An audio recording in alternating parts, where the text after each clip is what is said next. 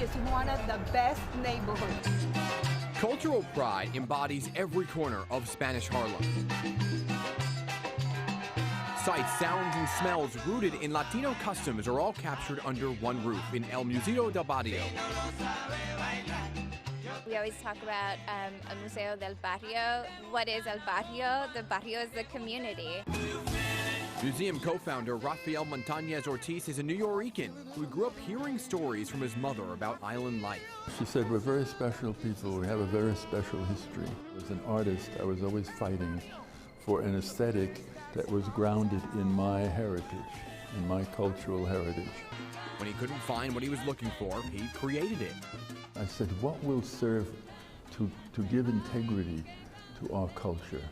A museum. The community needs to have an institution that can become part of the whole Eurocentric institutional structures and to have its same integrity. Rafael laid out his concept in a week. When he presented it to the city, it was clear that this was a museum for the people. You're exhibiting artist works and you want to exhibit the needlepoint work of the grandmothers and so on, and you want to treat its recipes like poems, right?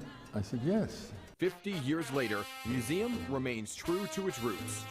This is a community museum. It was founded with the purpose of connecting with community people.